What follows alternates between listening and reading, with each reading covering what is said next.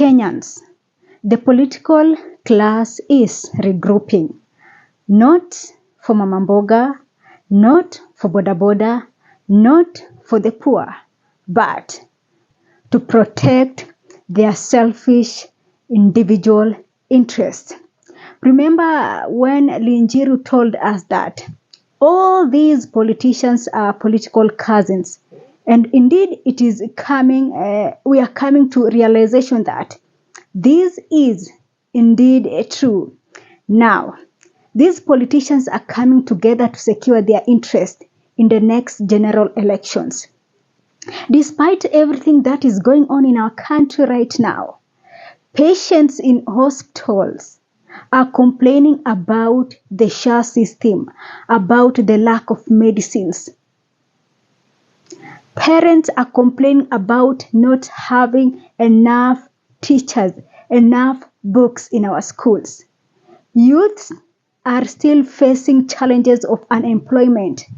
But instead of the political leaders that we have, but instead of the current leaders that we have, think around these issues and try to bring solutions, they are now focusing on how to secure their interest in 2027.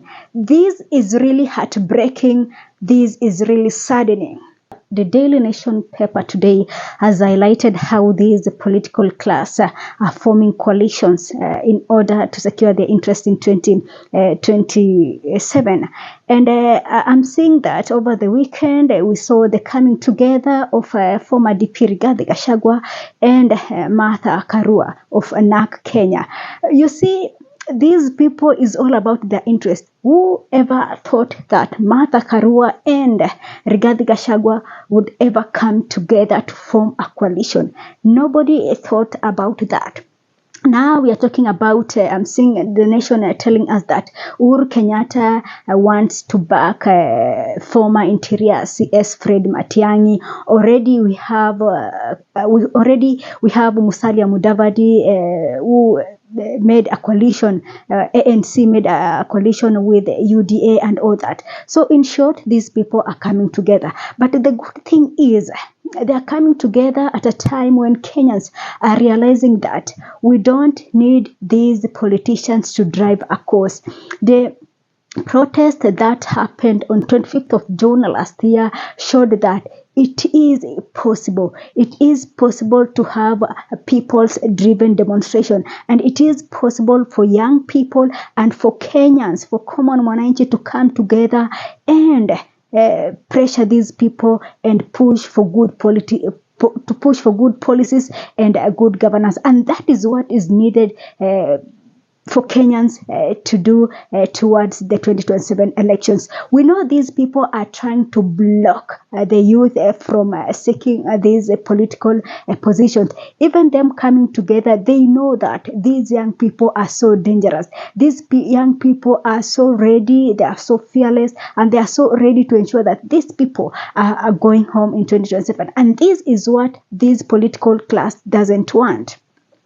They know that youths have realized that it is possible to push for good governance without, you see, it has been common in our country for politicians to lead these protests. It has been the norm since the 1990s towards to 2022. It has been about politicians calling for Kenyans to kutokea street and all that. But that changed last year in 2024. That was a people's driven demonstration, and it was massive, and it was all over this country.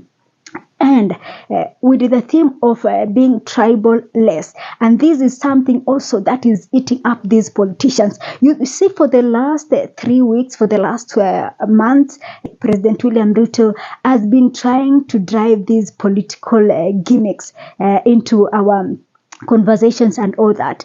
He wants the conversation to be about tribe A and tribe B, tribe C and tribe D, that tribe A doesn't love tribe B, and that tribe A has been gatekeeping tribe C and all that. That has been his intentions, and he understands very well that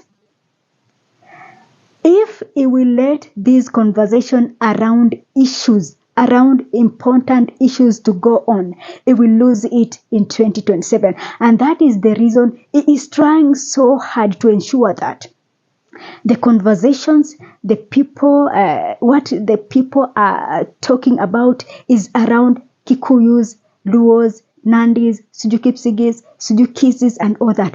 President William Ruto knows that these, if we go back to our tribal politics, then is going to knock us out completely. And that is something that he wants. Now, it is upon the young people of this country to realize that none of these politicians cares about them.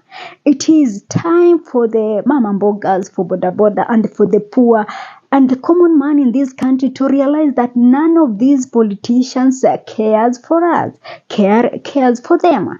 It is time for them now to speak up. It is time for them to stand out. It is time for them to come together to ensure that this is not happening again in this country. That beyond 2027, we are not going to talk about political tribes. We are not going to talk about our tribes, our tribe A and B and C. No, beyond 2027, it will be about policies and issues affecting a common mwananchi. It's about issues affecting the voter of this country, because we know the people who normally vote in this country are us. Ni sisi tu common man, these hustlers, we are the one who normally vote in this country, and that is what should now bring us together, because it is so crazy. It's so crazy. And even I'm against those young people who are talking about Rigathi Gachagua, and these politicians don't care. Once you elect Rigathi Gachagua, it will invite Ruto, I will invite Uhuru Kenyatta, because these people are together. These people are together. They just pretend not to be together at the moment, but once elected, they come together and they continue amassing wealth for themselves. So the young people of this country, there is a political war to be fought. Failure for you to come together, then it means you are giving these politicians another political lifeline. And we don't know how this cycle, when will this cycle ends. They are not planning to stop. They are not planning to stop. Now, we are talking about the potential candidates of 2027. Another tricky start. Whom are these young people? Whom are these young people supporting? Somebody who understands their needs. Somebody who understands what the majority in this country wants. I've seen you people suggesting Okiya Omtatah. I've seen people suggesting David Maraga. Are you all going to back David Maraga, or you are going to divide yourself also? Because the saddest thing also is that these politicians are using their money to divide the youths of this country, and the youths are accepting these offers, and this is also another heartbreaking situations that we are seeing happening in our country. So far, there are those youths who are saying that we are supporting Fred Matiang'i, there are those who are saying that we are supporting Okiya Omtatah, and then we have those who are saying that they are supporting David Maraga. You see, once you divide your votes amongst these people, it is done. It is done. For you people to acquire something, for you people to send these people home, you need to speak in one voice. Don't divide yourselves. Please don't. And if you dare do that, we shall be here in 2028 to remind you how you blundered, how you destroyed everything that you had in your hands. Please don't do that. Politicians have proven to us that they don't care, and they will never care. So it is time for us to change tactics. Forget about political kingpins. They are not taking us anywhere. Forget about regional kingpins. They are not taking us anywhere. Just the other day, Raila Odinga was in opposition. Today, he is full in government. Forget about Akina Sifuna. These people are just trying to play with your minds. Raila is in government, but Sifuna is pretending that ODM is not into it. No.